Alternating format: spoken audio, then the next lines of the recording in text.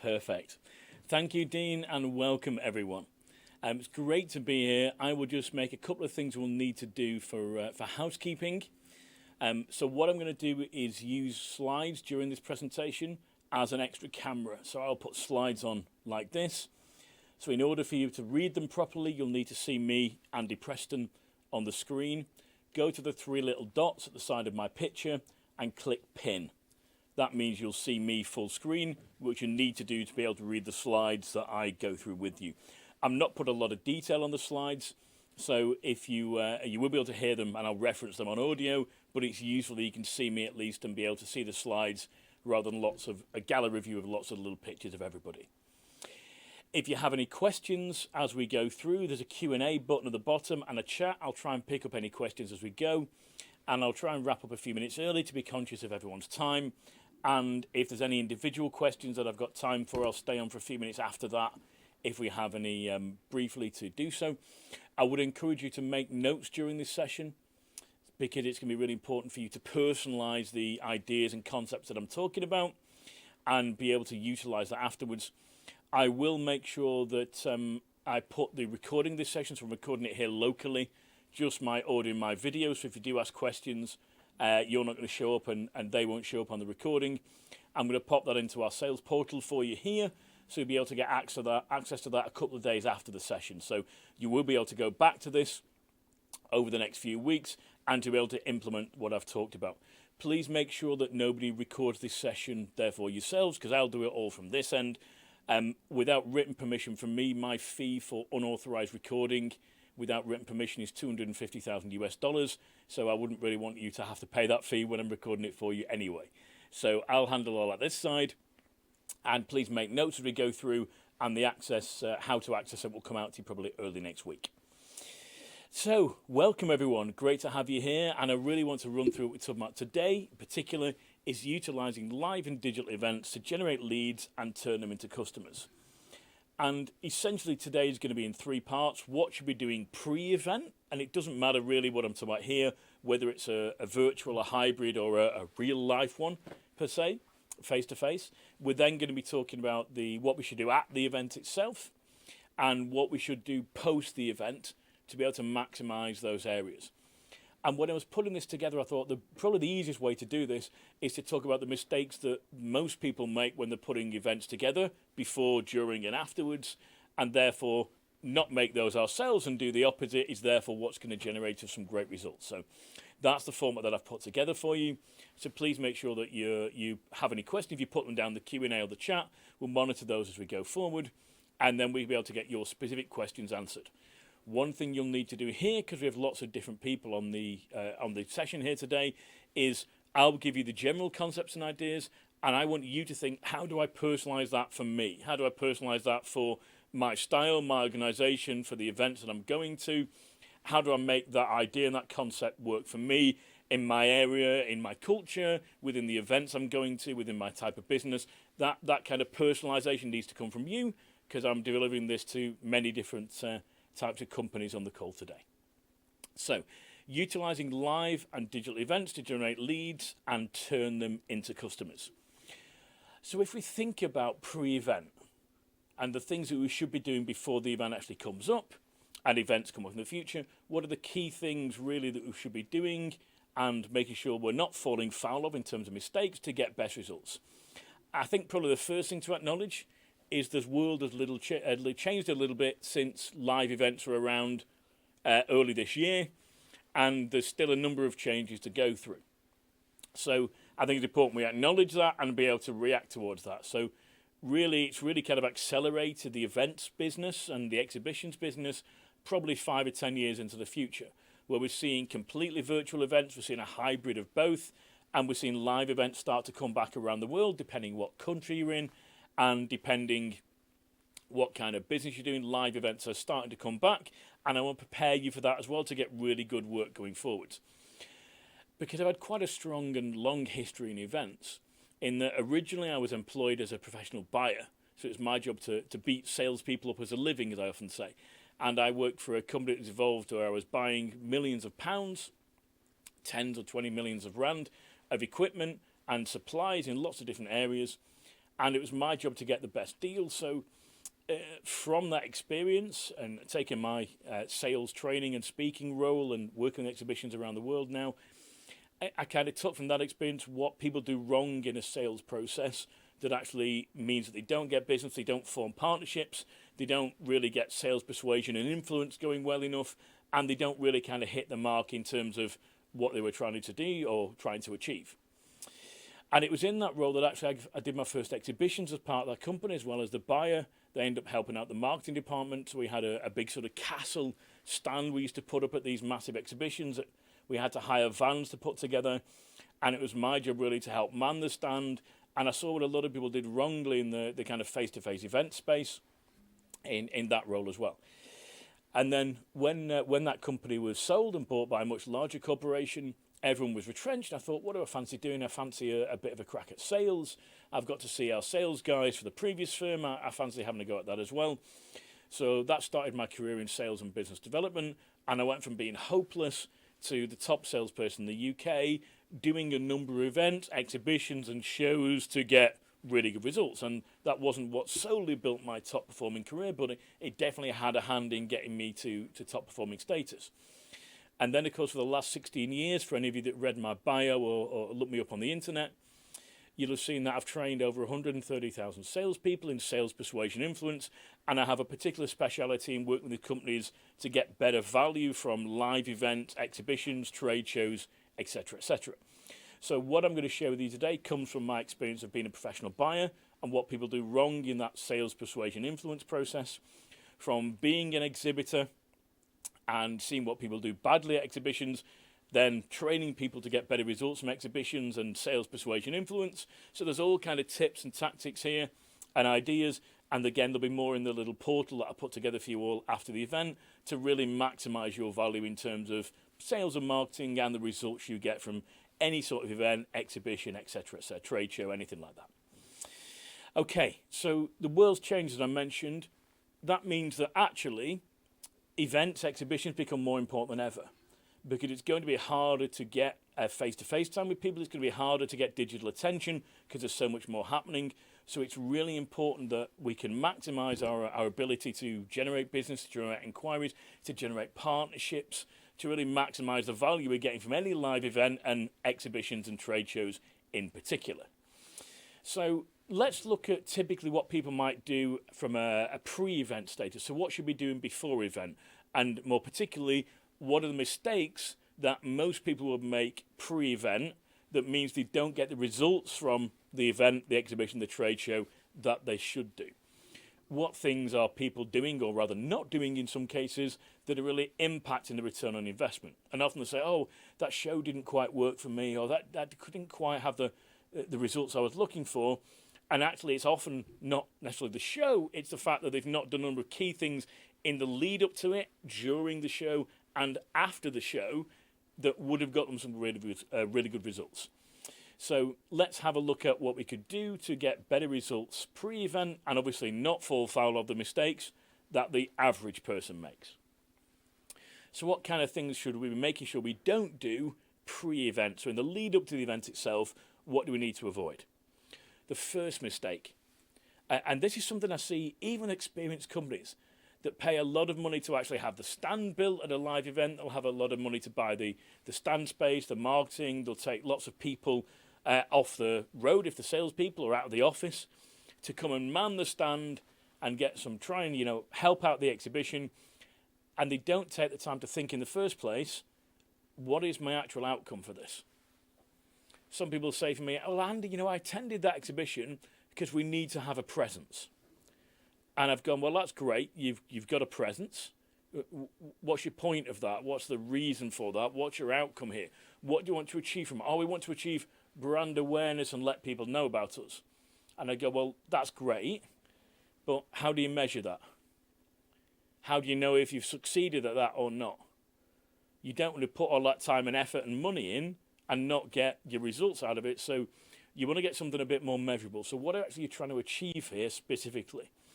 What outcomes would you want from this event? Is it that you want to get into the particular people attending the event, and how do you measure that in terms of either numbers or quality of people, maybe specific prospects that are going to be there? Is it, as some of my clients that are doing now, which is really interesting, they're choosing to take exhibition space not because they want to prospect and partner with the people attending the event, they actually want to prospect and partner with the other exhibitors. And it was really interesting how many partnerships and things happened with between exhibitors at a number of shows recently. So that's something can be quite good. Some people go, I want to attach my name to that, I want to sponsor this, I want to just do the event and raise brand awareness. I would encourage you to be a little bit more specific and think a little bit more, what are you actually looking to achieve? Because if you don't think about the outcome you're looking to achieve, it's really hard to know if you've got it or not, or be able to measure it.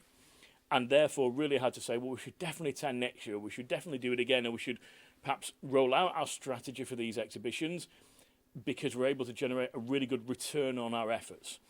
And that's something I encourage you to think about. It's not just about an ROI, return on investment. I want you to think about ROE as well, return on effort. You've gone through a lot of effort. There's perhaps a lot of people with you, depending on the size of your organization, the size of your offering. And it's really important to think about what actually do we want to achieve from this to make sure we're getting best value. So how do we get best value from the event? You get best value by knowing what you want to achieve in the first place and aiming all of your sales and marketing efforts pre-event, during the event, and post-event to achieve that. So think about what some outcomes might be for you, what you specifically want to achieve. Are there particular target prospects that are attending? If it's a business-to-consumer event you're looking at some point in the future, perhaps, is there a particular return on investment you want from a sales figure or a profit figure from that? And how do you make sure you can get towards that? Is there particular partnerships you want to work on with other exhibitors? Is it maybe you're struggling to get face-to-face time appointments or conversations with some particularly key players in the marketplace, and you'll know they'll be at the exhibition, either as a fellow exhibitor or as an attendee? Is that outcomes that you could specifically get from this? So think about what you want to achieve, how you could measure it, and then go out and design everything to make sure you achieve that. So that's the first mistake. What's the second mistake people make pre-event? The second one is not thinking about sales or their sales leads. So again, if it's less interested in forming partnerships and more about actually I want to make sales from this, either now or in the future, so I want to do sales at the event itself, or I want to generate leads if perhaps they're bigger or more complicated or longer sales cycles, I want to get business from it, create prospects, and maybe do business over time with them. Think about those sales leads. What people don't often do is think about what sales leads do I want from this event. Just go, as many leads as we can. So I'll talk about this in further mistakes in a moment, but one of the mistakes a lot of people make here during or post the event is actually having too many leads to handle. Because timing is key, and you really want to be speaking to people where possible, certainly your hot leads from the event, in the 24 to 48 hours, maximum 72 hours after the event. Because those prospects have met a number of people at that event, and they've probably forgotten you unless you've made a very good impression. So unless you get back people quickly, and that needs a conversation, not just an email in my opinion, an email might buy you an extra 24 hours or so from 24 to 48 to stay hot, or an email actually at the exhibition itself when I've just met them, or that evening is for hot prospects is really good, but we want to get into conversations with these people. So therefore, before the event, you should be thinking about, in terms of our outcomes as well, actually how many sales leads do we want from this? And the outcome might be you don't want lots of leads. You'd rather have a smaller number of leads, but really well qualified. So if that's the case, that would also fall into your stand strategy, which I'll talk about in a moment, in terms of the roles that you assign to people on those stands in a face-to-face event. Or for a hybrid or a solely digital event, how are you going to generate those low number of quality leads through what you're showcasing on your digital stand space? And what resources do you need to be able to get you to that outcome? So actually, you don't want to get across to mass people. You maybe want to be very specific and try and attract very well qualified people, but could be high value for you, or high volume, or perhaps high profitability, depending on what you're looking for and your own product or service. So think about what type of sales leads or what type of sales you want for the event, and again, start to design all your sales and marketing and exhibition planning efforts with that in mind to start with. Otherwise, if you're not careful, you'll end up with an awful lot of leads that you can't handle, you can't get back to. Most of them are wasted. And actually, some of the really hot ones, the really quality ones you wanted, might well get lost in the kind of mess of everything because you've got too many to handle and you can't get back to them quickly. Also, depending on how many sales leads you were looking for from the event, would also affect how many staff you have allocated post the event. Because a lot of people think, oh, we've got a stand. It's really important. We've got to have a certain number of people to man or manage the stand in a face-to-face scenario. They don't often think, how many people do we need to allocate in the 72 hours after the event to be able to contact our leads directly? And again, if you've got hundreds of sales leads and you've got to follow up yourself, or you've got one person to follow them up, you're going to have a real challenge getting conversation with those people quick enough before they've lost interest, their interest is cooled, or they've even forgotten who you are. How many salespeople, how many people in general have ever called a list of leads from an event where the person doesn't remember the event, they don't remember them personally, they don't remember the company, and they certainly don't remember being interested? I've run plenty of those lists in the past in my sales career before I became the top performer in the UK. Some events I hadn't even been to, I was just given that list by the marketing department that had been there the previous week, or they give it me 2 weeks later when they put the leads together. These people have no idea who I am. I didn't meet them personally. They've forgotten who, even that they'd attended the event, let alone who my company is and what we talked about. That's the coldest of the cold of cold calling, because you've really got to justify yourself and try and get them re-interested in something they've forgotten about. You've just made your job really hard. So think about the type of sales leads you want, the quantity of sales leads you want, and again, design all of your sales and marketing efforts pre-event to get there. What's the next mistake that most people make? Mistake number 3, not creating pre-event noise. Not creating pre-event noise. Now, this is really critical. Pre-event noise, what I mean by this, is one of the ways to make the most of this event, this exhibition, is to tell people that you're going. Is to actually, some of the benefit you will get from an exhibition is not just at the exhibition itself, not just from the sales, the leads, the partnerships afterwards, but it's the noise you create, the PR, maybe you would call it in the old days, the social media or digital noise you create these days, creating a noise, creating a volume of activity, creating some, oh, that looks interesting, if when somebody looks at it, because you've used the event to capitalize and really maximize it. So, for example, how many blogs have you written? If you've got a web page where you're writing blogs, how many blogs have you written about the event coming up? Have you done a short video as to why people should attend the event? You know, trying to get people there yourself, and key people is also really important. Can you create some pre-event noise? Can you maybe even interview some of the exhibitors? Can you talk to the people who are running the show and get them to send you some things on why people should attend? Because if you want more people to attend the event, then surely if you can help get people to attend the event, then that helps everyone, right? So again, if you're looking for volume, let's create a noise about the event, let's get people excited, and use that to go out on our social channels, to put on our websites, to create digital noise about the event that's going to drag more people to it. Obviously, as I mentioned, all this works online as well as offline, so if the event is completely online, you still want people to attend the event. You want people to attend it live rather than watch recordings, although that's still okay. You'd much rather than attend it live, and you want to kind of draw people to you. The numbers will help with that if you create some digital noise beforehand. Often I find a lot of clients I speak to can get a real return on investment, a real return on effort from purely the pre-event noise that gets people interested in them. Oh, you know, I was looking to buy that, or I was looking for a supplier for that, and I came across your blog, or I came across your social media, or some news article on what you're doing, and therefore I'm now in a sales process with you. That's something we often don't track or relate as, oh, that came from the event, but actually did, because you're attending the event, you did some pre-event noise and created some interest that got you extra business, extra partnerships, etc., etc. So have a look at what you're doing, and I'd really strongly recommend you look at what you can do from pre-event noise. Is the blogs you can do? Are the videos you can do? Can you get information from the event organizers that's going to help people get there? Have you advertised your stand number? Do people know where to find you?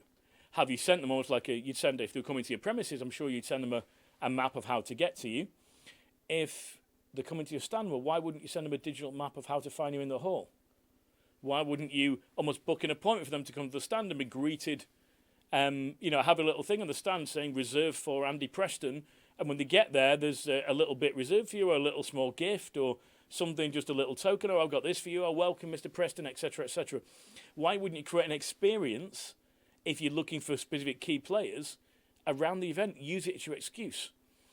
Can you even talk to people you've talked to in the past, either potential partnerships or potential sales, people that have talked to you in the past? Can you actually use that as an excuse to talk to them and get them to come to the upcoming event? Can you find a way to re-engage those old prospects that the pipeline mail, the deals may have gone cold, to potentially get them re-warm again and looking at working with you? How about the people that used to work with you and now don't, maybe? Is there an opportunity to go back to those people and say, hey, you might be attending the event, come and see us there. We'll get you up to speed on what we've been doing differently and how work. We can have conversations about potentially working together again. Are there ways that you can reactivate dormant accounts or old contacts? The way you can maybe, if it's a physical event, grab a coffee with them or have a short 15-minute digital meeting. Is there a way that the event you're attending online can facilitate something like that? Fantastic. What a great opportunity to re-engage with old contacts. So make sure you're maximizing pre-event noise. It might be social media. It might be getting your name out there in the news, if it's newsworthy in your industry perhaps. Certainly on your web page, on blog sites. Can you create some pre-event noise that's really kind of going to put you on the map, per se? And what's mistake number 4? Mistake number 4 is not assigning staff roles. Not assigning staff roles. So whether they're attending a physical event, where this has traditionally been done in the past, or they're attending virtual, and you've got a number of people that may be able to have online chats or almost digital private sales meetings while they're there on your digital stand, maybe, depending on the software that's being used for the event. Have you assigned your staff roles? Now, this is really important, particularly when you've got a large number of prospects and you're after key individuals. I'm sure we've all been on a stand, I certainly have in the past, that's almost been swamped because we're doing some really good stuff around the other suggestions I'm making for you here. And we've got lots of people, but actually want some key individuals, or maybe even spot a key individual that's sort of 3 people, 4 people deep. I can't get to them, they can't get to me. And they're like, you know what, I've come down to see you guys, but there were just so many people at the stand. I went away to get a coffee and then I ran out of time and somebody called me and things are lost. So it's really important you assign staff roles, both physically and virtually, if it's a virtual or hybrid event, because maybe what you want to do is get people to filter for you. So you may have, and in my full exhibition training, I talk about creating what I call screeners. So a screener is almost a bit like a gatekeeper, like a receptionist might be, or a security guard maybe at a building if you've got face-to-face premises, where you've almost got to get past them to speak to the more senior people, the people with the expertise perhaps. So you're almost protecting your key staff or the people you want to be able to available for conversations with key people from just talking to anybody and not being able to have conversations with key prospects. So you have maybe, depending on how big the event is, you have a number of screeners whose job it is to engage people casually walking up to a stand if it's face-to-face. And they would start those conversations, find out who those people were, see if it's worth handing them on, passing them on to their colleague on the stand who stood a level back that's protected by, 1, 2, 3, 5 screeners, depending on how big the stand is. So have you then assigned roles? Have you got people in a more senior role that are available, that have the expertise, that you don't want to get caught up in a conversation with just anybody? Because a lot of people like to go to exhibitions just to chat, particularly the first face-to-face exhibitions that happen once everyone's out of Corona, or certain places are out of Corona, their restrictions. Then I think people that haven't had a human contact for ages are definitely going to stand and chat. Have you prepared for that? Are you making sure that the key individuals you want able to speak to key prospects are available and not caught up with somebody who just wants to chat? Having people around your stand to make it look busy is good, but it can put people off if they can't get access to key people, key individuals. Maybe if you've got a full sales team there, senior salespeople, managers, owner of the business, depending on how big the business is, for example, you want to protect your key individuals if your strategy is to be able to engage with key prospects. So think about how you might assign different roles. Have you got somebody there who's an expert? Have you got somebody there that's more of an authority, that's more senior, you want to protect with a screener or a gatekeeper almost? Have you got people that are very technical, but a small number of them that you want to bring into technical discussions that you'll go and grab from time to time, but again, should be protected from talking to just anybody? Perhaps if you've got product specialists in certain areas, that again, you'd want to protect them from talking to just anybody and make sure they're available for the right people. So think about assigning your staff roles and who's going to do what on the event itself. Even if it's digital, if you get a large number of people there and you've got a team attending, are you going to start instant messaging to people? Have you set up separate meetings? Have you got somebody that's available to have that conversation with somebody should they wander onto your digital stand and be able to start a conversation? Just make sure you've got the roles assigned, and then you can quite easily be able to filter people based on those roles. So, what's mistake number 5? Mistake number 5 is not doing key invitations. Mistake number 5, not doing key invitations. And key invitations kind of alludes to what I was just talking about in terms of key individuals. Are there particularly key prospects you want to meet? Are there key people you want to meet to form potential partnerships with? So those key individuals, have you done key invitations? Have you targeted them specifically? Have you had contact with them? Have you approached them if it's another exhibitor you want to sit down with and work on something potentially together, or pitch them on doing something? Have you set up that meeting beforehand? Have you invited the key prospects? Have you given them a date and a time? Have you created a welcome pack for them? Maybe. Have you done something that is almost a reward for them being there? Have you allocated them time? Have you done something special for those key people to impress people and to open them up to potentially be willing at least to have a conversation with you that then should be good enough to drive your outcome in terms of the partnership you're looking to form, the impact you're looking to have? Maybe if you were looking for some events, I know some of my clients look for distributors for different countries. So is there something you can do to get the key people there? Certainly almost a VIP style invite that's limited to a certain number of people, limited to certain individuals, can work really well. Are you doing key invitations? Are the key people you want to be there? And are you inviting them specifically and trying to get them to commit to a time slot if you want to organise a meeting? Instead of saying, come on the Wednesday, I'll be there. Make sure you're there with a date and time and get them to go and take them off the stand for a coffee, go and introduce them to colleagues. Think about how you can get your outcome. Particularly maybe if you've struggled to meet key individuals in the past and this is your opportunity, make sure you don't miss it. So think about doing key invitations and how you can utilise them within your process. What's mistake number 6? Mistake number 6 is not doing a run-up to build excitement. Not doing a run-up to build excitement. What on earth do I mean by a run-up? A run-up is essentially the period running up to the event, creating excitement. So we talked about creating a bit of social media or marketing noise pre-event. This is kind of the next stage or the next level to that, that's done to really kind of create that excitement. If we can get to almost the frothing at the mouth, I can't wait for this to happen excitement stage, then that's a sign we're doing really well. May not be possible for all our attendees, of course. But how can we build excitement? How can we do something that may have got somebody who wasn't going to attend the event, that now suddenly it's the must thing, it's the must have, it's the thing I must do, it's a must attend for me? How can we create more people wanting, have the desire, the drive to go there and actually attend? How can we create excitement in the run-up so that we get people who are already attending to make sure they come and see us, make sure they visit our digital stand, our face-to-face stand, make sure they come and see us, make sure they hunt us out for a specific reason? Can we try and create that excitement that drags people to us rather than a competitor? Can we create the excitement that gets them there in the first place? Can we create the excitement that even people that aren't going to the event, don't care about the event and it's not relevant for them, actually then engage in conversations with them? We start sales conversations with them or partnership conversations with them because we've built excitement, and this thing, that looks really interesting. I need to look at that. I can't make the event, but I do want to talk to these people because I think they can really help me in terms of their products and services or partnerships. Fantastic. So what can we do to create excitement? Have we tell people, kind of, have we got a secret launch of the event? Are we doing something special? Is there something new happening? Is there anything newsworthy we've got? Can we get somebody to interview us at the event?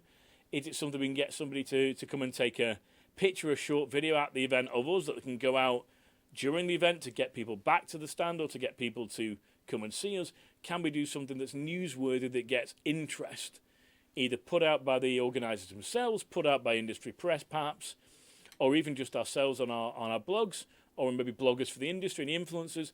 Can we get something that's going to create excitement there, in particular during the run-up to the event? And obviously we'll talk about the event itself in a moment. So what can we do to create a run-up, to build excitement, to give us more of our sales outcomes? What's mistake number 7? Let's have a look. Mistake number 7 is not preparing what I call a stand drag. Not preparing a stand drag. So a stand drag is quite simply dragging people to your stand. I don't mean physically grabbing them and dragging them to stand, although sometimes that might be the only way to get them there. But seriously, a stand drag is something that makes people want to come to you. That can be done post-event, and also something you plan. That can be done pre-event, and also something you plan pre-event to happen during the event. So what are you doing to get people to come and see you, either face-to-face or virtually? What are you doing to create a stand drag? Now, there's a few things here, a little kind of maybe off-the-wall suggestions, a little bit different, that people have done to kind of create excitement, not just in a run-up, but to make people want to come to them specifically. So interesting things I've seen. I saw somebody at a large exhibition in the UK get permission to have the area above their stand, that they could put something above their stand. And they got a huge arrow from the roof pointing down to their stand. So everyone looked at it and thought, well, that must be where I'm meant to go, because there's a big arrow there. And literally drove traffic to the stand from everywhere else. It was hilarious. They must struggle to deal with that much traffic. So again, I'm not saying that's possible. Obviously, you've got to approve that with organisers, etc. But that's one thing that can be done to create a stand drag in this example. Another thing that I saw someone do was put they had little badges or stickers they put on people's tops or jackets, and they said, we've got a competition. In order to enter the competition, we need your details, and you have to wear this. It's a condition of the competition per se. And so people walk around the event, and it had their stand number on and their logo, and so like, come and see us at or see us at. So everyone was walking around the event, and they had to have the sticker visible, so it had to be on the person or on the bag they were carrying perhaps. So that actually they're going around almost advertising them in the exhibition itself. They were getting people saying, oh, what's this about stand D34 or whatever it was, that people got really curious because they kept seeing these stickers everywhere and thinking, what is it about this particular stand? Again, if you've been a sponsor of the event, the exhibition, and you got a speaking slot, for example, and you might use the same technique to get people to that speaking slot where you're talking about your products and services or your company or promoting yourselves in some way.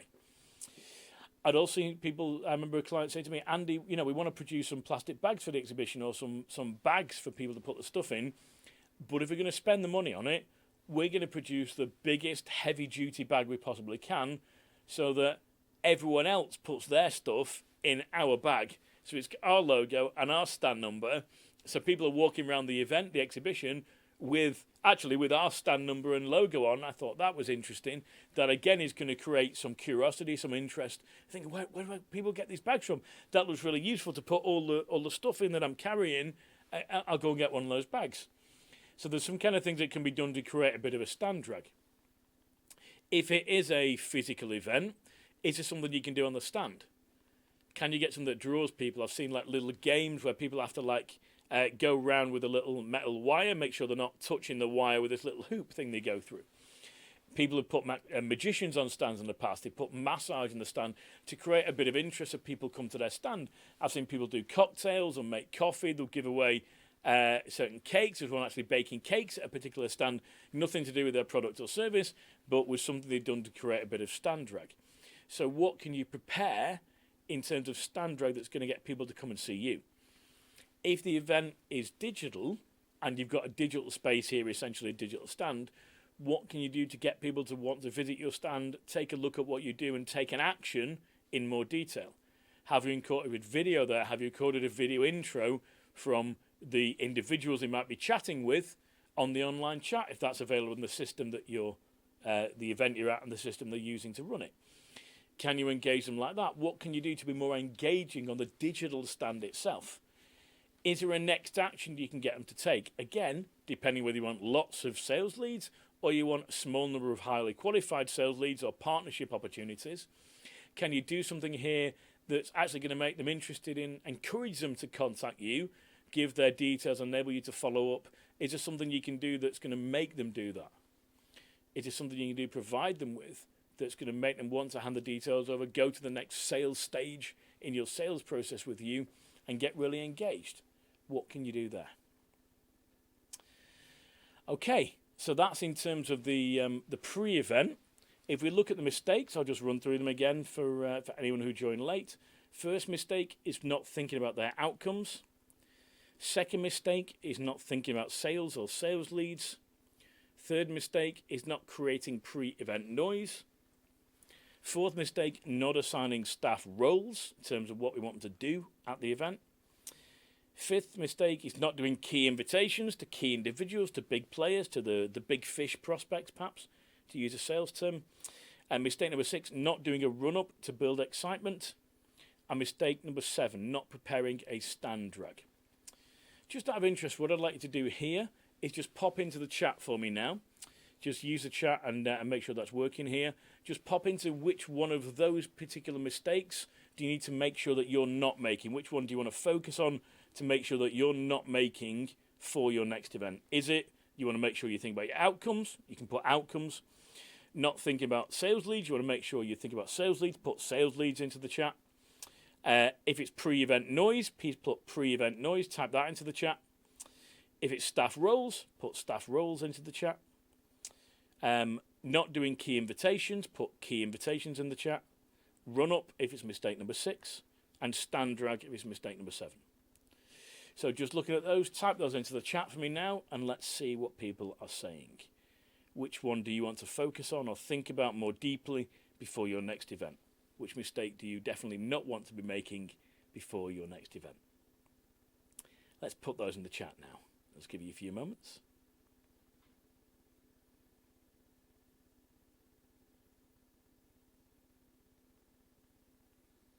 Is it not thinking about the outcomes?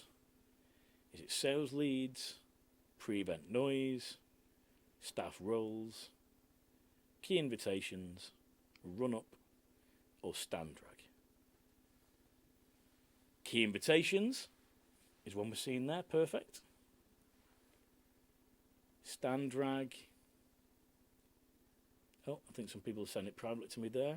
Okay, sales and sales leads, that's cool. What else we see in the chat here? Staff roles, okay, that's good. So understanding what they should be doing at each point and assigning roles to make sure that we're not getting our key individuals kind of sucked into conversations where people are just making conversation, or they've come to us because we've got cocktails on the stand and they come for a free cocktail and are now going to stand and chat.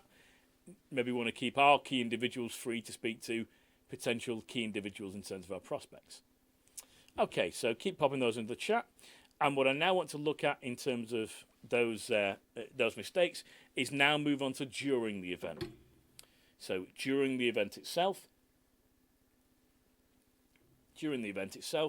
what mistakes do people make at this stage? So now we're at the event, whether it's a face-to-face event, a live event, whether it's a virtual or a hybrid, as I think a lot of events will be going forward, a combination of the two. What mistakes do people make during the event that, again, I'd like you guys to avoid? First mistake is making basic stand mistakes. Making basic stand mistakes. Now, I've kind of lumped a few together here because, I mean, we're all aware it's 2020 because it's been a very interesting year that we'll never forget forever. But it's 2020. I shouldn't really have to mention these, but I still see them at every event. So let's run through basic stand mistakes. First one, sitting down on a stand. I still don't believe that this happens in 2020. I know that sometimes, particularly some of us are wearing high heel shoes and they're uncomfortable. I get that. And I get there's a chair there and a table. That doesn't mean we should sit at it. Because if I'm coming to a live event and I'm walking around and I'm stood up and you're sat down, that discourages me from speaking to you. So if I'm walking around the event and I'm stood up and you're sat down, that automatically discourages me. It puts me off from speaking to you. Because I feel almost like subconsciously you're not on my level, we're not having a face-to-face conversation. You're kind of down there and I'm up here. It feels a bit weird, like I'm talking to a child or something. Psychologically, from a sales point of view, it's a very off-putting thing to happen. So sitting down is not great from a conversation point of view. It also looks like you can't be bothered. It looks like you'd rather sit there and you'd rather sit down than actually stand up and make effort and talk to me. So again, I'm far less likely to engage you. Unless you're looking to put me off from coming to talk to you, which may be your outcome, of course, that really should not happen in 2020. If we've got a stand, we've got a table and chairs, particularly, depending on the size of the stand, those are really designed to sit down with maybe key prospects to a slightly, depending on how big the stand is, to a slightly separate area or around the side of the stand, or they're done specifically for one-on-one conversations. They're not for staff to sit down on because they're a bit tired. You should have enough staff on the stand to cover so that people can go off, sit elsewhere, have a coffee, relax, go outside for some fresh air, to kind of re-energise and refresh themselves. I'm not expecting somebody to stand up for 6, 8, 10 hours straight, 3 days in a row, for example. But that would be a fairly basic stand mistake. So I would want people, if there was a table on stand, stood in front of the table, ready to engage with prospects where possible. Unless we've got products we're selling and there's a till behind us and we have to serve almost across a counter, then it's a little bit unavoidable, but hopefully we should have enough people there wanting to buy. We don't have to work extra hard. Even in those cases, if there's less people there, I'd want to come out from behind the table, get to be able to engage people walking past the stand, etc., and maybe use my skill to draw them in. So definitely not sitting down and try and stand in front of a barrier like a table rather than behind it. That again discourages contact. I often see that when the person that paid for the stand is not the person doing the event, doing the exhibition, and is an employee just sat there and really doesn't want to be there and isn't interested and doesn't care and would rather not talk to people. It's pretty obvious when that's the case. So sitting down. Similarly, again, it's 2020. I shouldn't have to say this. Eating food on the stand. Especially your sweets that you're giving away to people, staff eating the sweets off the stand themselves is never a good idea. But I've seen people sat down behind a table with sandwiches and almost like a lunch they've packed for themselves, eating on the stand. Guys, it's 2020. Do we really have to say this is not a good idea? Every event I go to, somebody sat down behind a table, eating food on the stand. It's just bizarre. But again, that's definitely going to put me off because you're more interested in having your own lunch than talking to potential prospects. Another basic stand mistakes, being on the phone on your stand. There isn't a bigger signal that says, I have zero interest in you and zero interest in being here than being on a stand talking into a mobile phone or cell phone rather than engaging with prospects who are walking past or coming onto the stand. If you need to take a phone call, it shouldn't certainly be making them necessarily if your job is to be on the stand. If you need to take a phone call, step off the stand and have someone else able to handle the people coming past on your behalf. Again, we should have enough staff or people coming in and out or hire additional people to help that if it is really that important to take a phone call, that we can do that off the stand itself. Even looking at your phone on a stand because you're bored and you're looking at social media, even looking at your phone on a stand is bad stand etiquette. Again, shouldn't have to say this, it's 2020. Every event I go to, there's people stood at the mobile phone chatting or looking at social media because they're a little bit bored. Interest should be engaged in the event, not in the virtual world on your phone instead. So, kind of basic errors. If you've paid, so from a return on investment perspective, you paid for a stand space, you paid for a physical space, you paid for a digital space, you want to get the best return on investment and return on effort. Yes, it might be quiet, I get that. So what have you planned beforehand you're going to do in the quiet periods? Are the quiet periods, if there's a number of you on the stand, that some of you go for coffee? Are the quiet periods some of you go outside for a smoke break if you need one? Are the quiet periods time where you just go outside and get some fresh air, for example? Plan what you're going to do when it's quiet instead of just looking like you're not interested, that's put people off from buying from companies in the past because the staff don't look interested in the stand. It's the worst thing you can possibly do. The basic mistakes, let's not make them in 2020. Okay. Mistake number 2, being reactive. Mistake number 2, being reactive. So even the people that are on the stand that aren't on the phone, that aren't eating the lunch, that aren't sat down behind the table, if they look bored and disinterested, you're going to lose people's engagement coming past you. You might miss the key prospects because they just look bored and aren't interested and are waiting for people to come to them. A friend of mine has a wedding business here in the UK. I went to an event to see him at a local hotel, and there were some local suppliers there. I think it was a cake maker. And they were maybe a husband and wife team. They had a very nice looking wedding cake on the table. They were sat down behind the wedding cake so I could hardly see them for this big cake. And they were just waiting for people to come to them.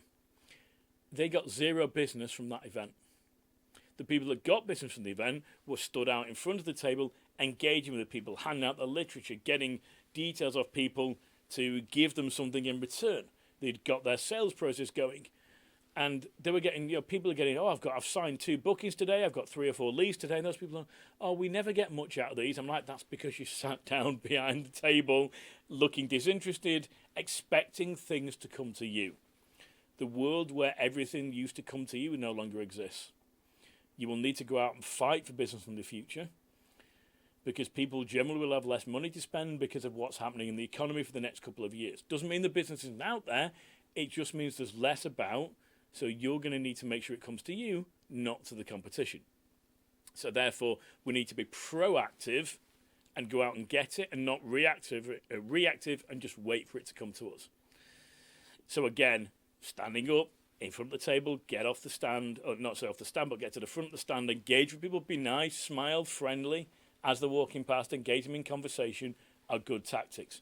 From a digital point of view, what are we doing? What are we planning to be proactive at the digital event itself, rather than just sit there and wait and see if anything comes to us? What are we doing to digitally get to the front of the stand, digitally get ourselves out there? What can we tie up with the event itself, or get things done at the event that's really going to help people kind of engage with us? So make sure we're being proactive rather than reactive. Number 3. Again, if you're taking the time to assign roles, we're talking about who's going to do what, that Paolo was talking about in the chat a few moments ago. If we're not going to, if we've taken the time to assign roles, not sticking to them is a huge mistake. If you have got key individuals, make sure you guard them properly and don't let them go off and chat to random strangers. And therefore, then when you've got a really important client, a really important prospect, that you actually then can't find that person, or can't get the retention, or can't grab hold of them because they're talking to some random person walking past because they just wanted to talk to somebody.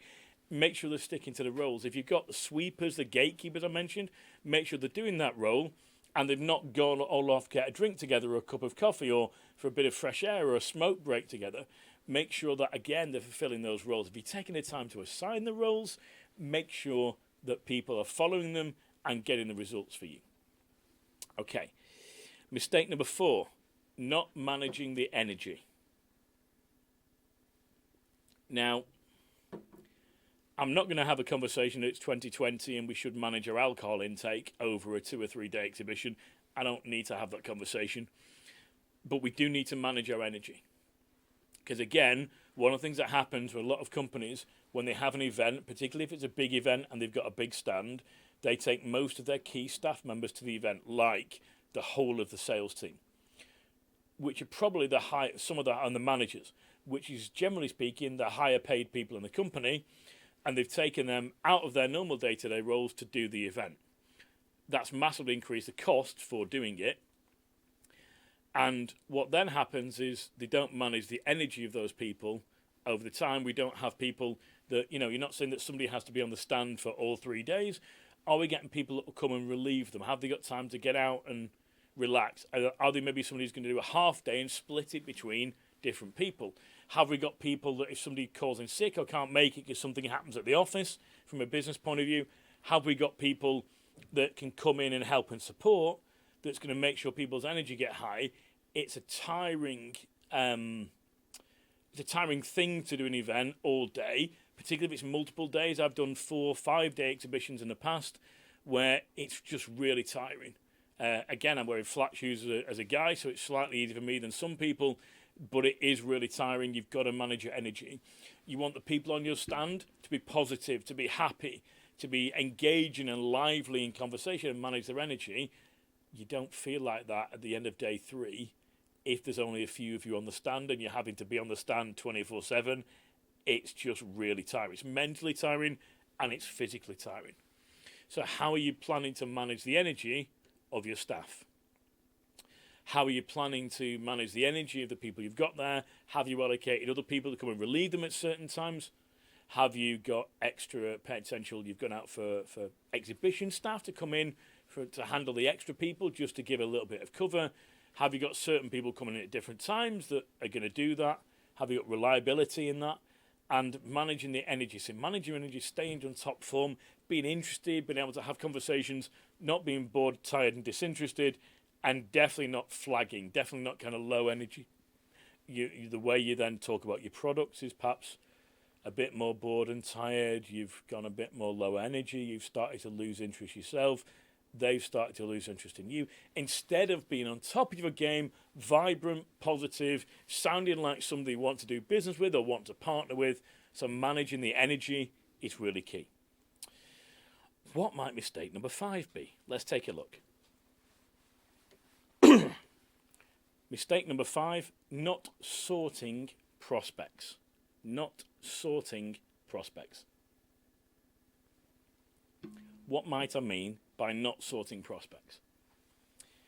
Not sorting prospects in order of priority in terms of callback.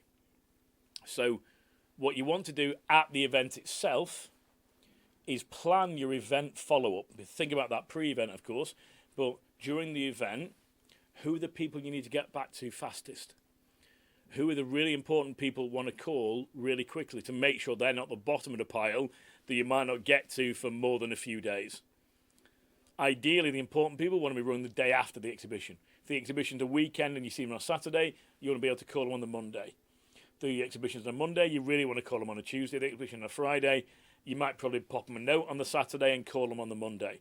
Make sure you put the important prospects first and get to them first. One of the biggest challenges you have here is if you've got a number of leads or number of partnership opportunities, is you leave the best ones to last. That's the biggest risk here. That's the biggest risk.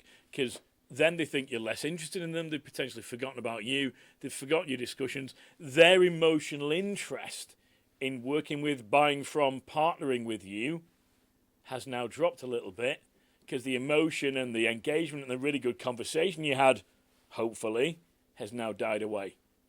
So think about what makes somebody a good prospect for you.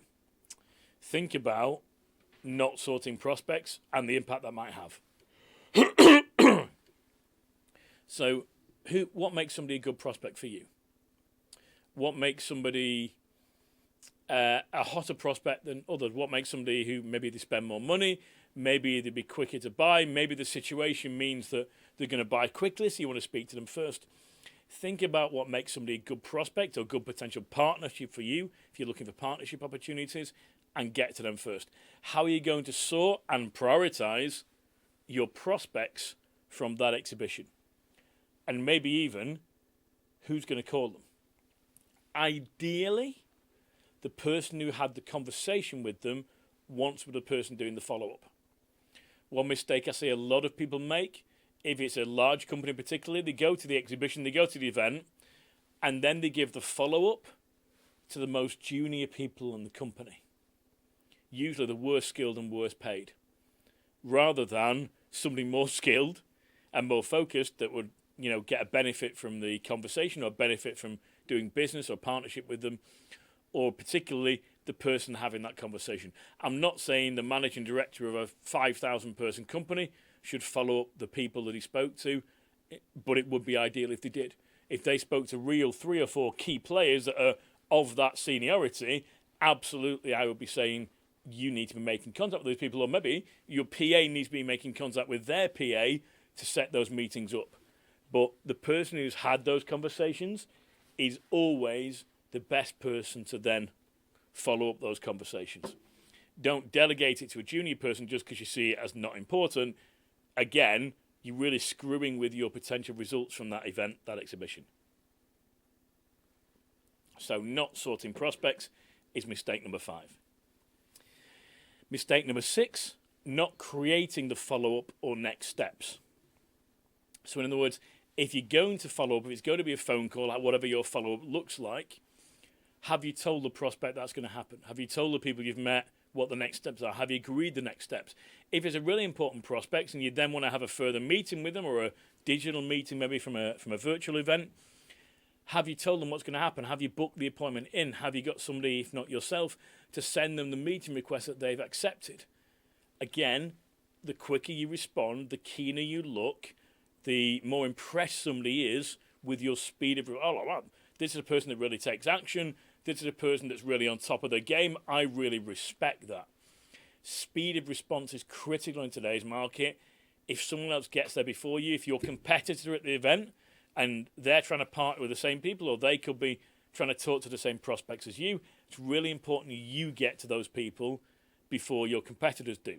As I say, you're quite lucky in that most companies take too long to follow up. So if you get in first, you give yourself a huge advantage. Most of your competitors will be poor at this, generally speaking. But making sure you've created that follow-up, that next step, tell people what to expect, tell them what's going to happen, and then deliver on that expectation. You're setting the expectation and then delivering on it, which again should impress people. So make sure you've worked out pre-event what the follow-up and next steps will be. You're during the event telling people what the next steps will be and what your follow-up is going to be, and then post-event, make sure you then go and do it.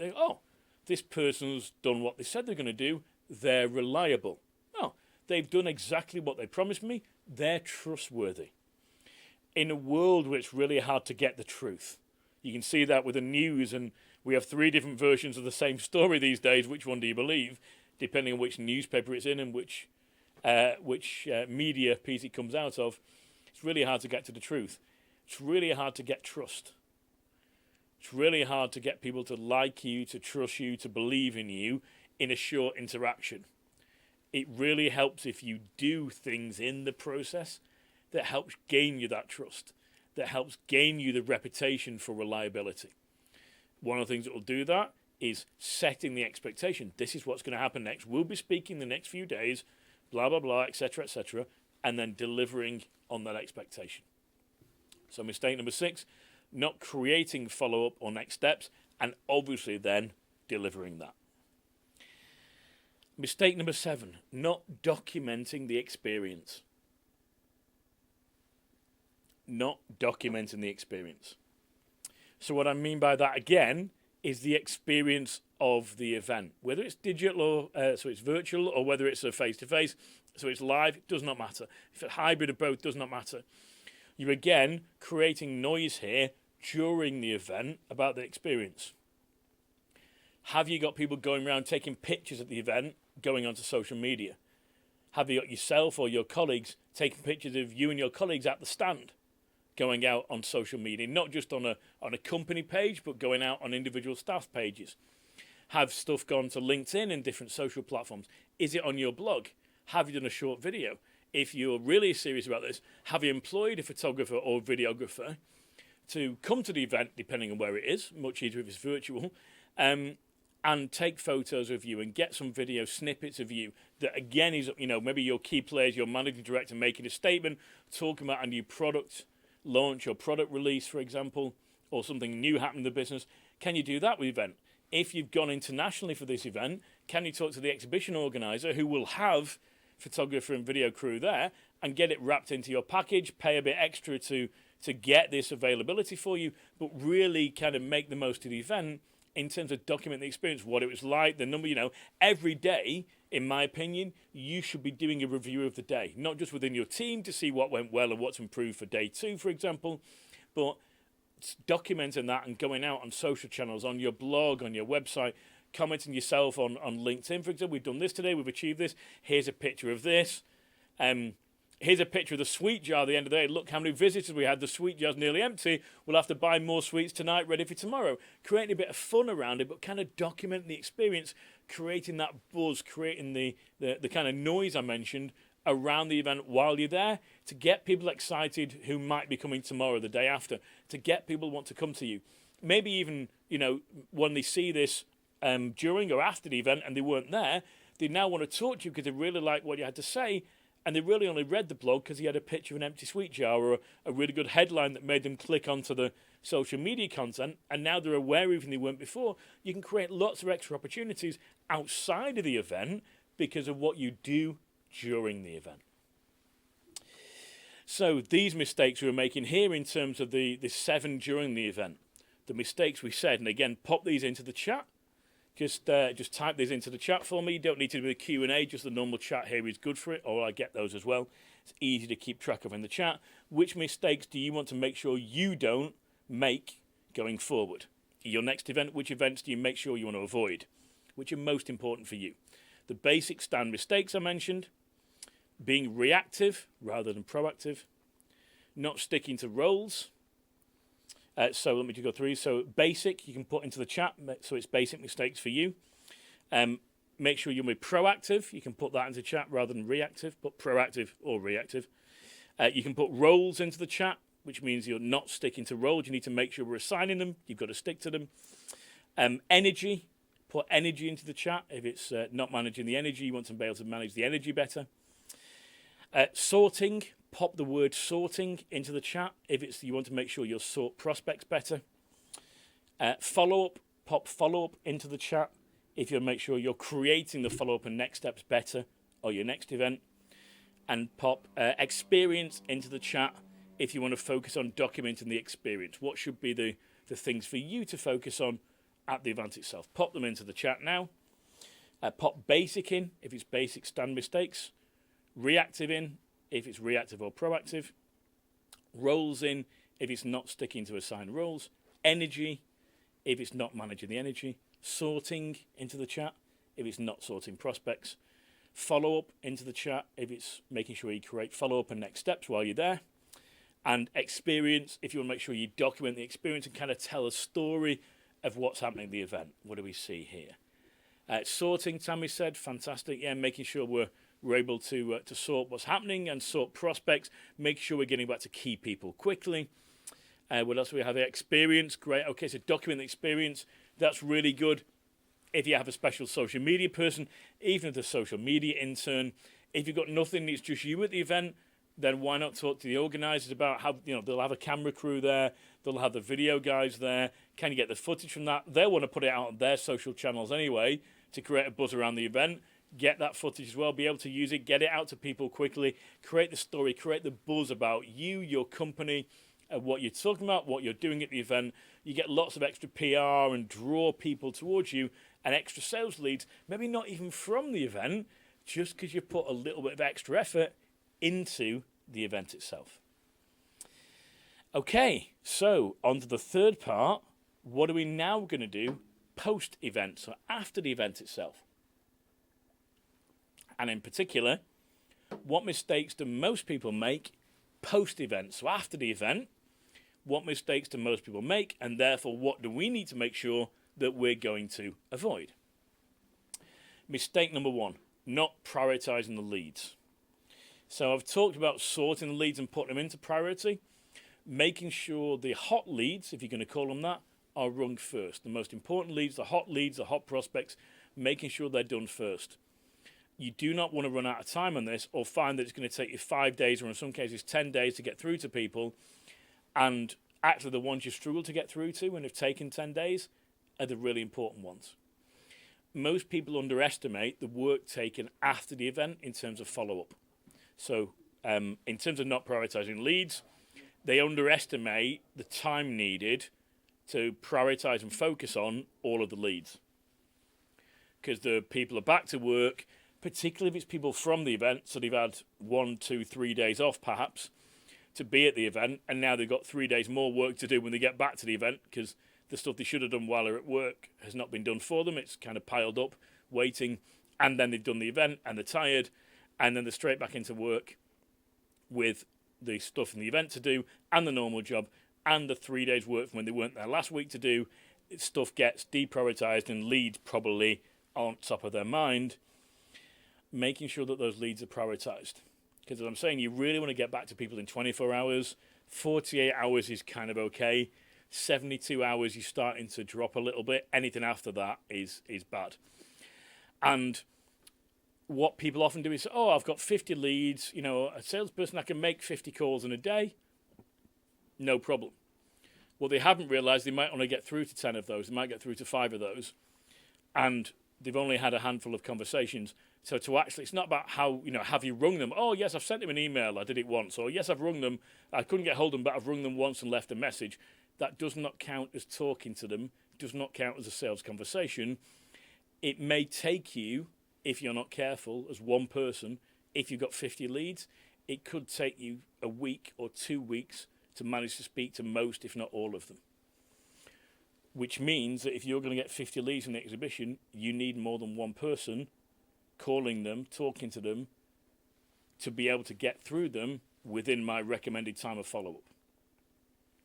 So have you catered for that? Have you prioritized people's time? Have you made sure that somebody who's been at the event, if they're going to ring their own leads, gets back to the office, gets back into business, that they haven't got all the other stuff to do as well, that they can focus on these leads, not do what they should be doing that day, and not do what they should have done last week when they were at the exhibition? Have they got time and the space to be able to do that? Can they prioritize those leads and make sure those leads are seen as a priority and seen as important, or is it just another task on their list? So make sure we're able to prioritize the leads in terms of all the other things that they have to do in their day. Where does the leads sit on, have to call these people? Should be a main priority. Can we make sure that they're prioritized for people? And if we can, our results will be far better. What's mistake number 2? Mistake number 2, not acting fast enough. So not just being a priority, but getting to people quickly. Ideally, 24 hours. Kind of okay, 48 hours. Starting to struggle a bit, 72 hours.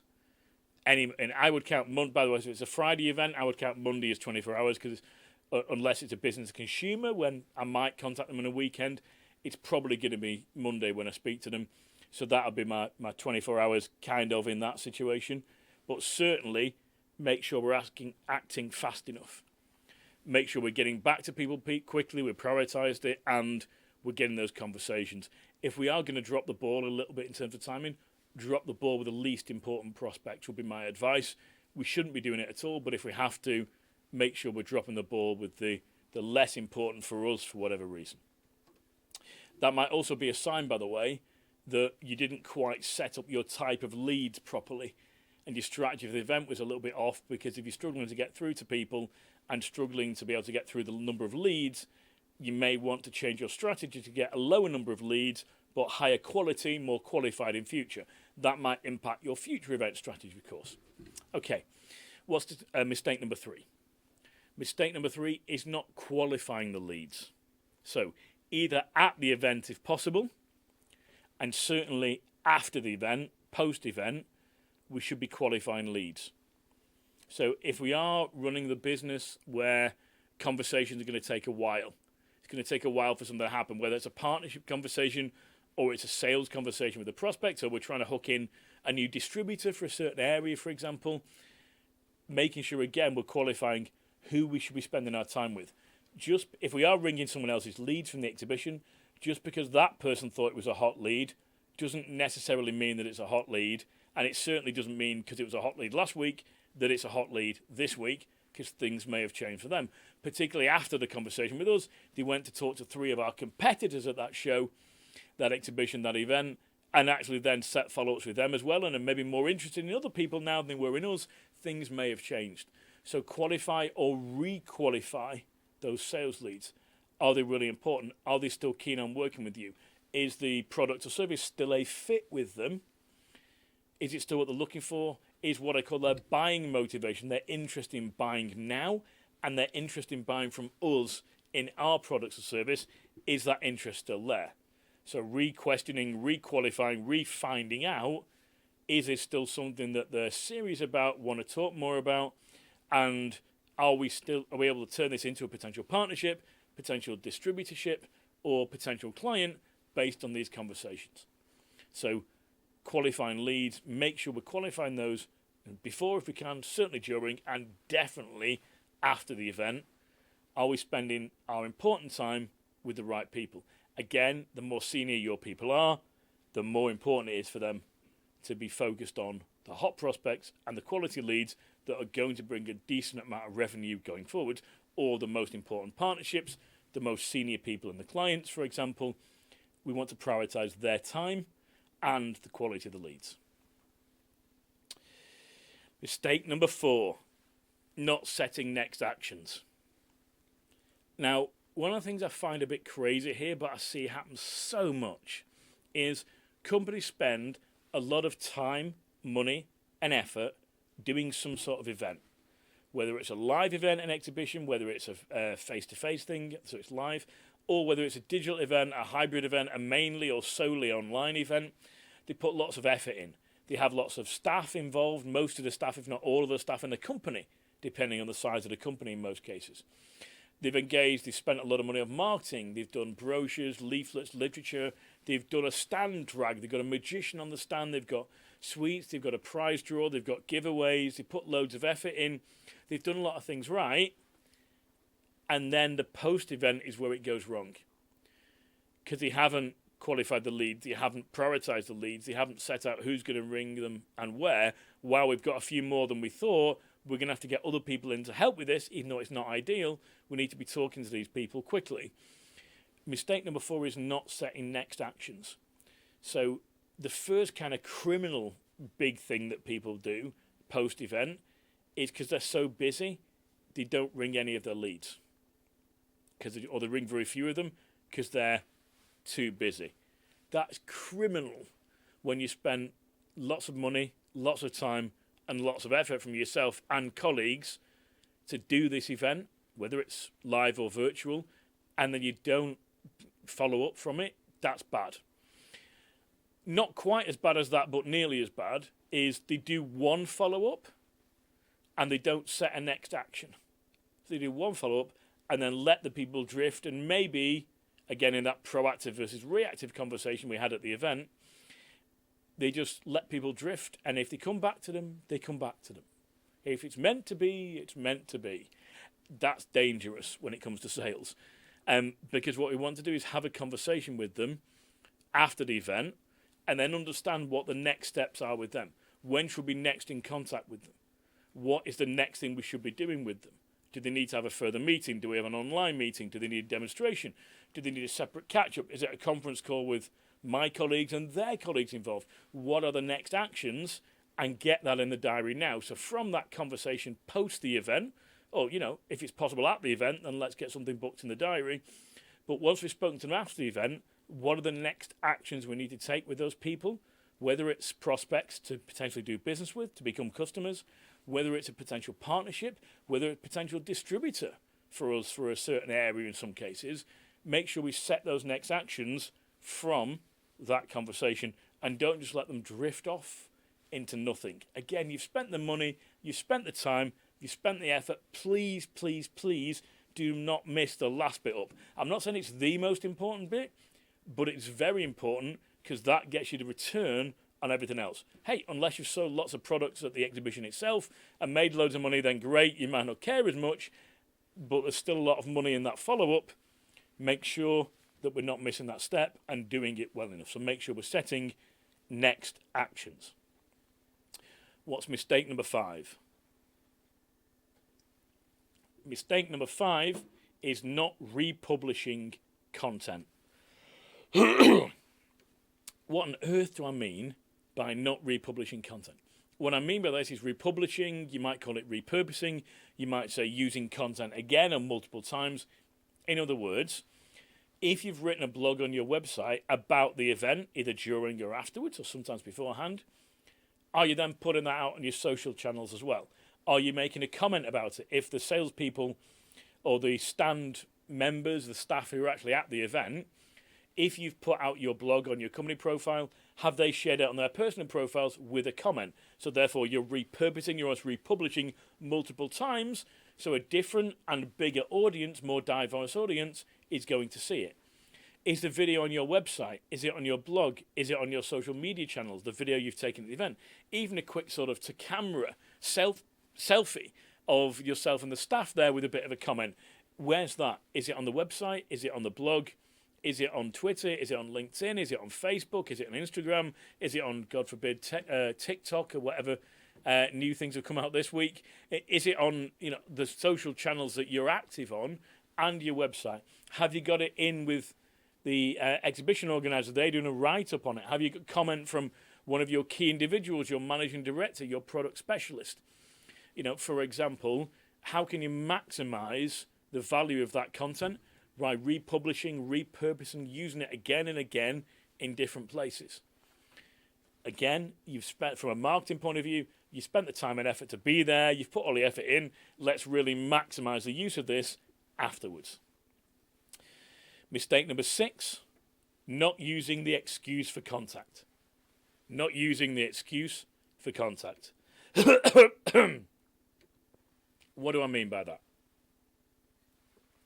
The excuse for contact is key here, because essentially you've got people who didn't attend that you invited or didn't invite. You've got people who did attend that you invited, and people who did attend that you didn't invite, but you've now got a contact point with them. Or you've got people you've not spoken to at all, but you've now got an excuse to speak to them. So this is an excuse for contact with all of your prospects. One group is the people who attended the event. I would suggest that naturally they're the hotter prospects, or should be, depending on your conversation with them, but you can filter that depending on the questioning and conversations you've had with them.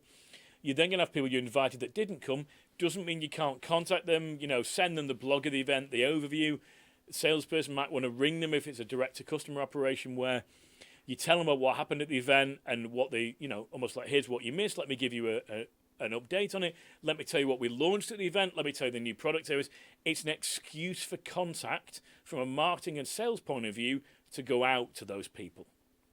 So don't miss your excuse for contact. So think again, maybe this is part of your planning before the event as well. What message are you going to go out with to your database, to your prospects, to your customers post-event? What excuses for contact are you going to use to go out to people, to email them, to phone them, to have contact on socials perhaps? What are you going to do to engage the people that contact you, or maybe just interact, they like or comment on your social media? What are you going to do? Now you've got an excuse to contact them, make sure you don't miss it. So that's key. Make sure you use the excuse for contact, and then you'll get far better results. I've seen we got a couple of questions come in that aren't actually related to the piece I'm doing here, so I'll finish this bit and then I'll answer those. And then mistake number 7, not gaining commitment. Not gaining commitment. So again, we're doing all of this for a reason. Whether it's you want to gain partnerships, you want to gain distributors, you want to gain prospects and customers from this, it's really important we therefore get commitment from people. So we don't just have lots of nice conversations, but we derive results from it. We set up meetings afterwards. We set up meetings with potential partners, distributors, and in particular prospects and clients. Obviously now those can be virtual meetings as well. Doesn't matter whether it's a face-to-face event or a virtual event. We can still do the same thing here and get commitment from them to the next step in the process, to move through the process, and ultimately get commitment to sign up with us, sign on with us, buy from us, whatever type of person we're talking to, and whether they're a distributor potentially, a partner potentially, or a customer potentially. How do we get commitment from them and move their interest through into getting a return on our effort and a return on our investment? So make sure we're getting commitment at the end of it. So from the post-event situation, in terms of mistakes that you want to make sure you're not making, again, you can pop these in the chat for me. The after the event, which mistakes do you want to be aware of and make sure you don't make? Number 1, pop leads into the chat. if you want to make sure you're prioritizing your leads and not prioritizing them. So pop leads into the chat if you want to make sure you're prioritizing leads. And then let's look at the next one. Pop fast into the chat if you want to make sure you are acting fast enough in terms of getting back to people. Qualifying, type the word qualifying in the chat if you want to make sure you're qualifying leads better. Type the word actions into the chat if you want to make sure you're setting next actions. Type the word content into the chat if you want to make sure you're republishing, reusing content. Type the word excuse into the chat if you want to make sure you're using the excuse for contact rather than not using the excuse to contact. And type the word commitment into the chat if you're not, if you want to make sure that you're gaining commitment rather than not gaining commitment. So if you want to just look at those again, pop the word leads into the chat if you want to prioritize your leads better. If that's an action for you, pop the word fast into the chat if you want to make sure you're acting fast enough. Pop the word qualifying in the chat if you want to make sure you're qualifying leads. Pop the word actions in the chat if you want to make sure you're setting next actions better. Pop the word content in the chat if you want to make sure you're republishing content better. Pop the word excuse if you want to make better use of the excuse for contact. And use the word commitment in the chat if you want to make sure you're better at gaining commitment. Let's have a look what's coming in. Fast. Okay, that's good. There's a couple coming to me individually here. Not qualifying leads. Okay, yeah, that makes sense. Okay, make sure we're using the excuse for contact better. Yeah, that's good. Not prioritizing leads. Yeah, that makes sense. That's one we talked about first. Number one, in fact. Yeah, that's one we talked about first. That's number one, in fact. Okay, good. Fast again. Perfect. Okay, so we get a good idea here. Wonderful. So those are the things really we've talked about, what we should be doing and make sure we avoid the mistakes pre-event, making sure we're making mistakes not making mistakes during the event, and making sure we're not making those mistakes post-event. I wanted to finish on time, so we've got a couple of questions here that I'll answer now. Let me just have a look what we've got in the contact here. Okay, perfect. So question from Dale. How to maintain motivated and energetic at a show when you aren't meeting the relevant visitors? Yeah, what you don't want to do, Gail, in terms of your gain or your outcomes, is make sure that you're not falling into the negative trap. Because what often happens is when people fall into that trap, they'll complain or moan to other exhibitors and go, oh, it's a bit quiet today. It's quieter than we expected. We aren't getting the footfall that we wanted. And they've done no marketing or kind of promotion before the event to get that. So that definitely can be a challenge. But keeping your own motivation high, and I often find this when I've run events in the past for my business now and businesses previously, just because I've had a low number of people doesn't mean I'm not getting the right people. And just because I've not met the right people by lunchtime doesn't mean that my perfect prospect isn't going to turn up at 2:30 or 3:30. So managing your emotional state and those of your colleagues on the stand or staff, particularly if they're employees of yours, making sure that you can manage yours and their state is critical. So that's partly, thinking about, hey, the next person I speak to could be my best prospect here of the day. That could make coming here for 2 or 3 days worthwhile on its own. I need to make sure I'm on top of my game for that. So keeping yourself motivated, taking regular breaks, making sure you're ready, kind of engaged on the stand. If you need to go and get a coffee at some point to kind of keep yourself going and give yourself a caffeine injection, if you will, then of course we can do that as well. But those would be some tips initially to kind of manage our own state to make sure we're able to come across in the best way. And don't focus and think about it's a bit boring there's not many people here. Don't get into that and don't engage in that with the exhibitors because that will kind of bring you down as well.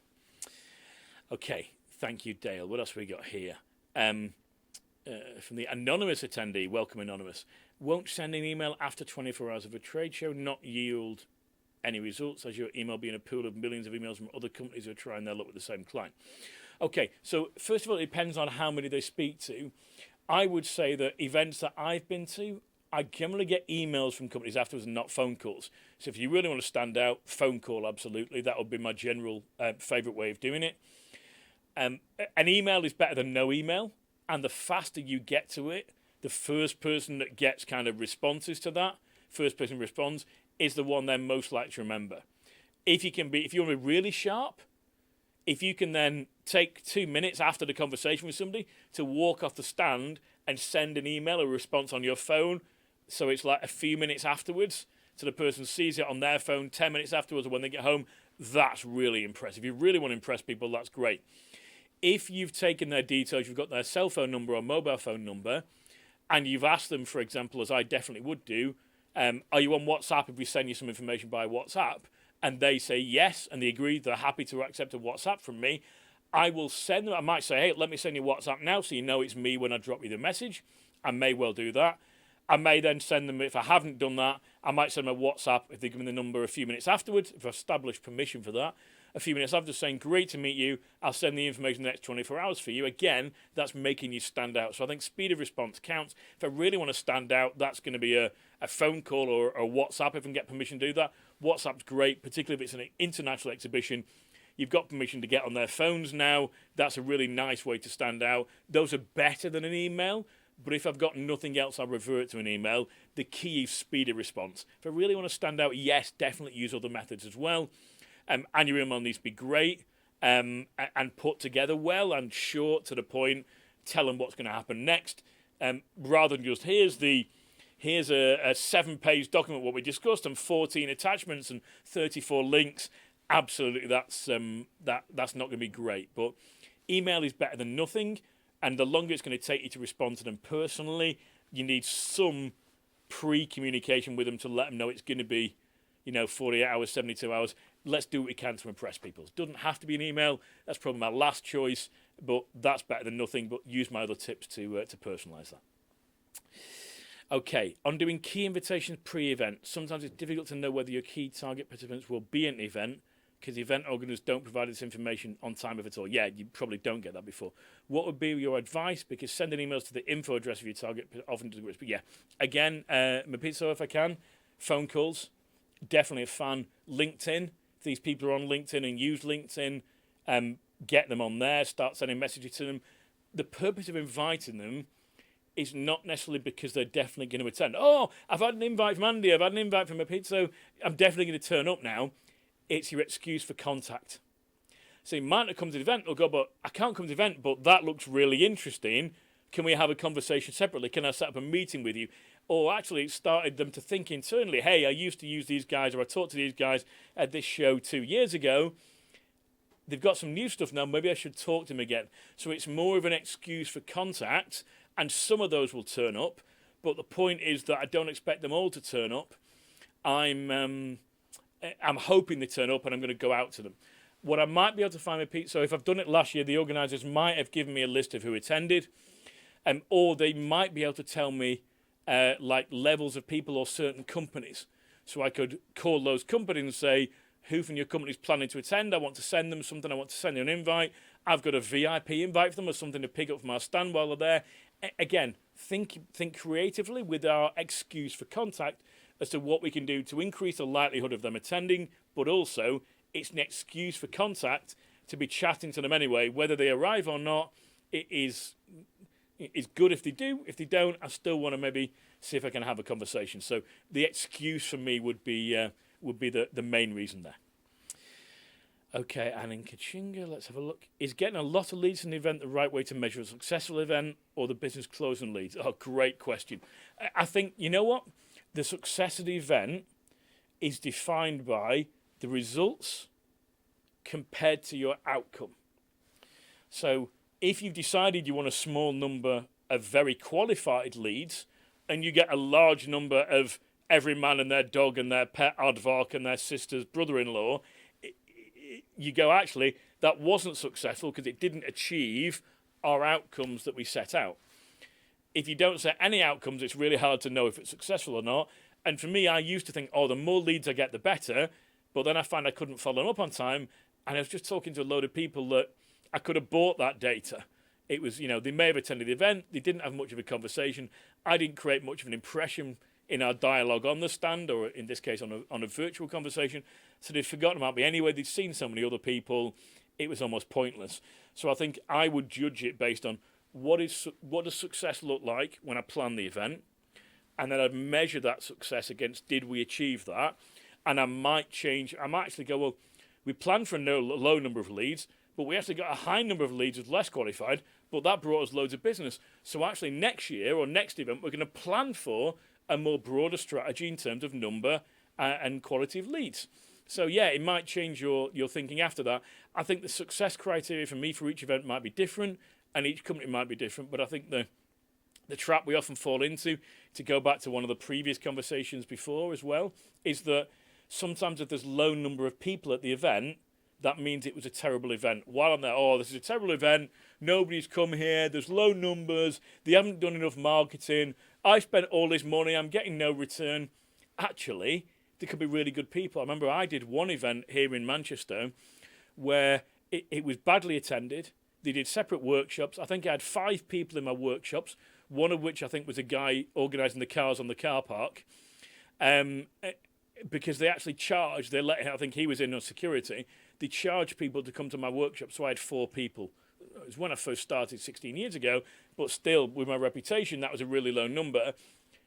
4 people came to the workshop, that was almost pointless. Me and 2 staff on a stand was almost pointless. We met one great prospect from that event that paid 10 times our time and the cost of being there, and the business we've done afterwards.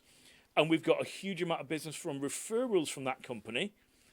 But if we haven't stayed in the right state, and they never even spoke to me, they spoke to one of my colleagues, it was a bit of a diamond in a terrible day, in a terrible event. But if my colleague and we hadn't worked together to stay focused during that day, we'd have absolutely missed that opportunity. So I think for me, it's very easy to judge it based on number of people, so footfall, and number of leads. I would say, what was your outcome in the first place? And did you get that would be a more important conversation. Great question, thank you. Anonymous again. How do you get to know who's at the event ahead of time? As the organisers generally don't allow share contact. You might find a list of people that attended last year. You might find the organiser will tell you companies that attended last year, but not the individuals or their names and details. Certainly, if you're trying to talk to the exhibitors, there'll be an exhibitor map up potentially of who's signed up. That's typical. So if you're talking to the exhibitors, if you can find out the type of people that came last year, you could probably get a profile from the organiser, an idea of the type of people that attend. Say, who are your typical delegates for this? That's certainly a question I will be asking before I committed money to being there in the first place. And then get an idea of the invites. But then really it's the excuse for contact. I would think, who do I want to be there? And go out to those people. That's the key. My strategy there is it's the excuse for contact. Some of them might come. If none of them turn up, but I get 20, 30, 50, 1,000 people that now want to talk to me, that was worth the exercise on its own. I might get more business that comes from not at the event than actually the event, but the event and my sales process has prompted that business. So that's probably what I would look at from that point of view. How can small exhibitors compete with or stand out with the big boys at an expo? Great question. I think for that partly is with your energy. It's not about being the biggest, but I find the smaller business are more adaptable, more flexible. You get to deal with the more senior people. I'm essentially these days a very small business of less than 10 people globally. We generally use agents, but I compete and stand out with some of the best people in the world, and certainly the most expensive people in the world. And I did that in a business that I originally was in sales, where I had 150 direct competitors in Manchester City Centre, selling exactly the same things as them, and I was 15% more expensive because we had to pay 15% on all our sales to head office, selling stuff out of exactly the same catalogue. So that's kind of my speciality in terms of differentiation. Probably to give you a one sentence of my 280 hours of standout selling content, Mr. or Mrs. Anonymous, the key thing is your own energy, your own focus on the event, and how hard you work. So if you get back to people quicker, if you're the person sending a WhatsApp rather than email, if you're the person that gets back within 24 hours instead of 2 weeks, if you're the person that kind of just shows people you care a little bit more, and want to get results or outcomes that they're after and help them do what they're trying to do, then I think that personal contact, it doesn't matter what the name of the company is, if they feel like you're going to deliver the results for them, they feel like you're the best person to work with, the lack of brand or having a lesser brand against a better known brand is less of an issue. So me, it's about you fighting against some kind of almost one-on-one and using the smallness to your advantage rather than disadvantage. Perfect. Thank you, guys. That's all the questions answered. I'll send you access to the portal. You will be able to put questions in the portal next week when you've seen the videos if you want to do that. Thank you very much for attending. I will now hand back to Dean and the guys here to do a final wrap-up. Thank you very much.